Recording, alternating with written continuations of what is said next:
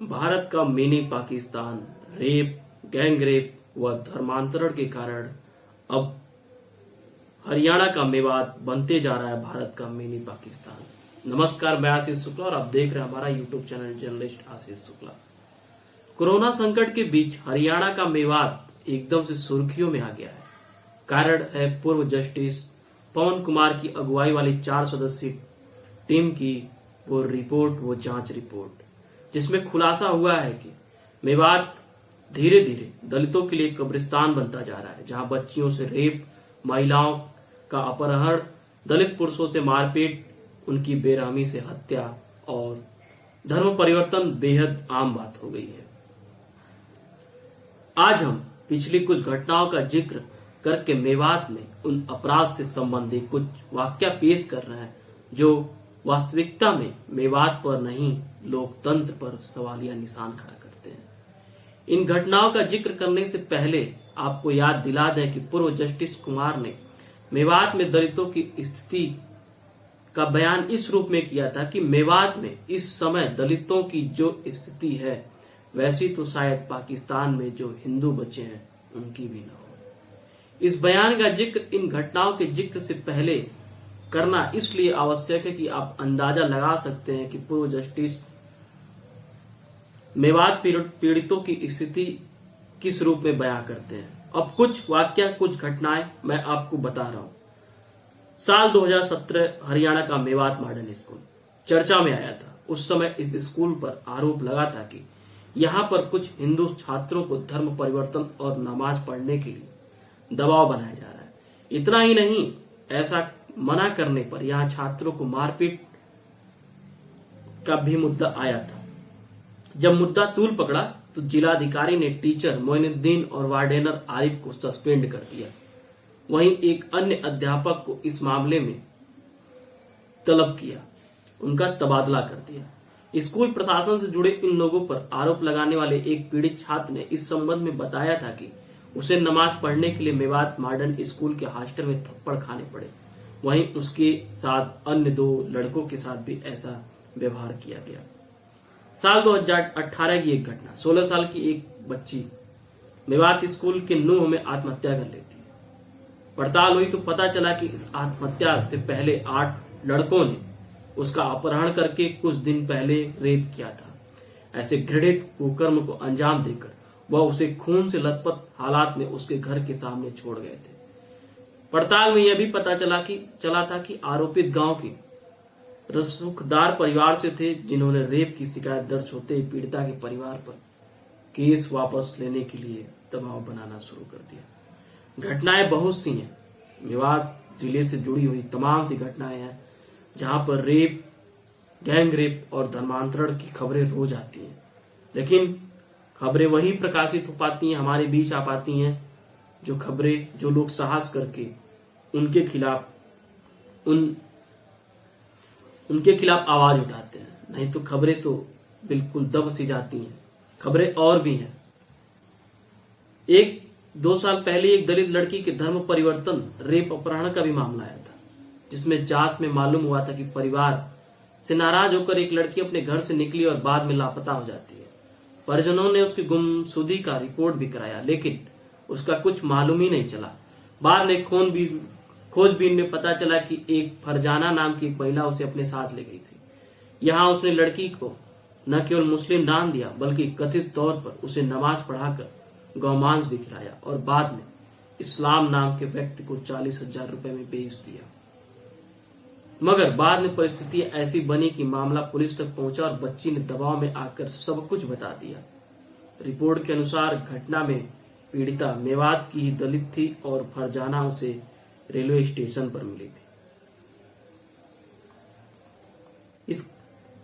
वैसे लव जिहाद का साल 2019 में मेवात की जमीन पर लव जिहाद का मुद्दा चर्चा में आया था। उस दौरान मालूम चला था कि जिहाद के नाम पर एक महिला पर हमला हुआ। वहां 2 मुस्लिम युवकों आकिल खान और रशीद ने पहले लड़की का अपहरण किया, फिर उस पर जादू टोना कराया और बाद में धर्म परिवर्तन करा दिया। इस घटना के सामने आने के बाद शहर में जगह जगह तनाव बढ़ा। और प्रदर्शनकारियों ने गुरुग्राम अलवर नेशनल हाईवे को 11 घंटे तक जाम कर दिया।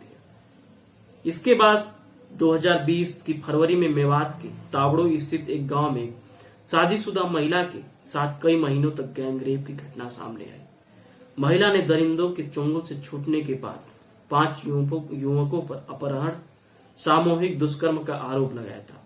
इस दौरान पीड़िता ने कहा था कि उसे नशीले पदार्थ खिलाकर गैंगरेप उसके साथ होता था और विरोध करने पर जान से मारने की धमकी व अश्लील वीडियो वायरल कर देने की धमकी दी जाती थी।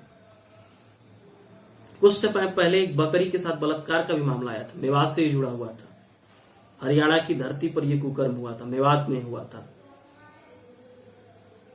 जिसके बाद इस मामले में संबंध में जाफर खान और शाहूकार खान की गिरफ्तारी हुई थी, जबकि रेप करने वाले कुल 8 लोग थे।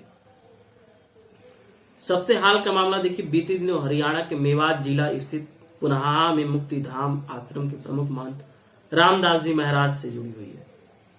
मुस्लिम बहुल इलाके में कुछ लोगों द्वारा कथित तौर पर बदसलूकी, मारपीट और जान से मारने की नीयत से हमला उनके ऊपर किया जाता है।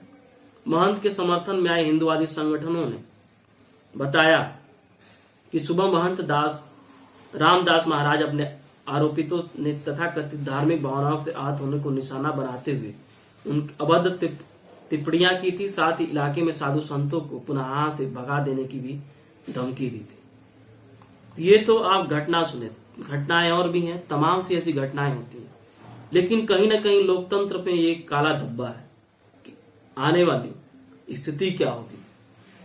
कहीं ना कहीं अगर हाल की अभी की घटना ऐसी है तो आने वाले 2-4 साल में मेवात कहीं ना कहीं पूरी तरीके से मिनी पाकिस्तान से भी उसकी बदतर स्थिति हो जाएगी। रेप, गैंगरेप और धर्मांतरण की घटनाएं रोज हो रही हैं। तो ऐसा नहीं है कि ये मेवात में जो आज घटनाएं हो रही हैं आज का है।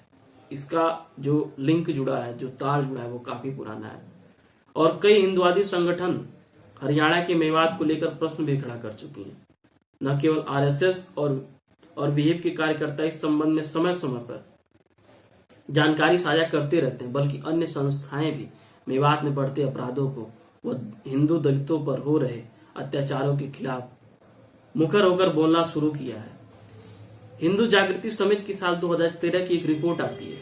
मेवात में घटित होने वाली घटनाएं आजकल की बात नहीं है, बल्कि लंबे समय से वहां से मुस्लिम बहुसंख्यक लोगों का वो रवैया बरकरार है, जिसके कारण कई कार्यकर्ता छोटे छोटे पाकिस्तान कहने पर मजबूर हुए। दरअसल 2013 की इस रिपोर्ट में जिस प्रकार पाकिस्तान में हिंदुओं दलितों को प्रताड़ित किया जाता है, वैसा ही मेवात में होता है। समिति के अनुसार मेवात की स्थिति में और बांग्लादेश की स्थिति में कोई खासा अंतर नहीं है। बांग्लादेश में पहले हिंदू 30% थे, लेकिन आज 8% बचे। इसी प्रकार मेवात में भी हिंदुओं की संख्या की उंगलियों पर गिना जा सकता है। वहीं मेवात में हिंदुओं, लड़कियों का अपहरण, दलितों पर अत्याचार, शमशान घाटों पर कब्जा आदि धड़ल्ले से हो रहा है।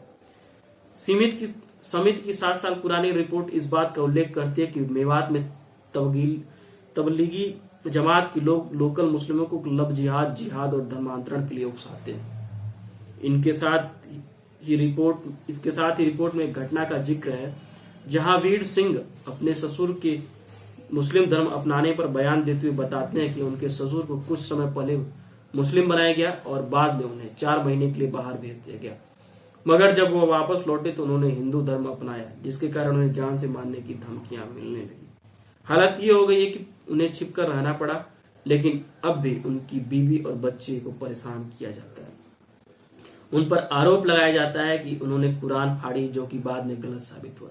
इसके अलावा जब उनकी बेटी की शादी होने लगी तो कुछ मुस्लिम विवाह स्थल पर पहुंच गए और कहने लगे कि शादी नहीं होगी, क्योंकि लड़के के पिता ने इस्लाम कबूल कर लिया और इसकी शादी नहीं, निकाह होगा, जो भी मुस्लिमों के साथ, वो भी मुस्लिम के साथ। हालांकि बाद में लड़की की मां ने इस पर बहुत आपत्ति जताई और अंत में पुलिस संरक्षण में विवाह संपन्न हुआ। रिपोर्टें तमाम है, मैं रिपोर्टें बताने लगूं तो घंटों बीत जाएंगे, घटनाएं बताने लगूं तो काफी वक्त बीत जाएगा। जो मुख्य घटना थी वो मैं आप लोगों तक बताया कि आखिर एक लोकतांत्रिक देश में वैसे तो ये करते हैं गंगा जमुना तहजीब की बात, जहां पे इनकी संख्या कम होती है, लेकिन जहां पर ये अधिक होते हैं वहां पर ये पूरी तरीके से जिहादी हो जाते हैं। ऐसे में कहीं ना कहीं सरकार को एक कड़ा रुख अपनाना चाहिए, एक कड़ा एक्शन लेना चाहिए इनके खिलाफ। मैं आपको बता दूं कि हालिया संदर्भ में मेवात के 500 गांवों में मात्र 103 गांव उसमें से हिंदू विहीन हो गए हैं और 84 गांवों में 4 से 5 परिवार शेष हैं। अब ऐसे में स्थिति कितनी भयावह है आप इसका अंदाजा खुद लगा सकते हैं, खुद सोच सकते हैं। अब कहीं ना कहीं जो मेवात है उसको पाकिस्तान बनने से रोकना होगा। हमको आपको आगे आना पड़ेगा, सरकार से गुजारिश करनी होगी। गुजारिश नहीं करने पर सुनती है तो उसके खिलाफ उग्र प्रदर्शन करना होगा कि आखिर कैसे एक धर्म विशेष को सताया जा रहा है, क्यों सताया जा रहा है। ये एक बड़ा प्रश्न है, एक बड़ा मुद्दा है। तो स्थितियां जो भी हैं मैं आप लोगों को बताया, और अब आगे का काम आपका है। खबर को अधिक से अधिक शेयर करें, लाइक, कमेंट, और अगर अभी तक चैनल को सब्सक्राइब नहीं किया तो सब्सक्राइब कर लें। बराबर में जो बेल आइकन है उसे जरूर दबाएं। तो फिलहाल के लिए बस इतना ही, फिर मिलेंगे नई खबर के साथ। तब तक के लिए जय हिंद, जय भारत।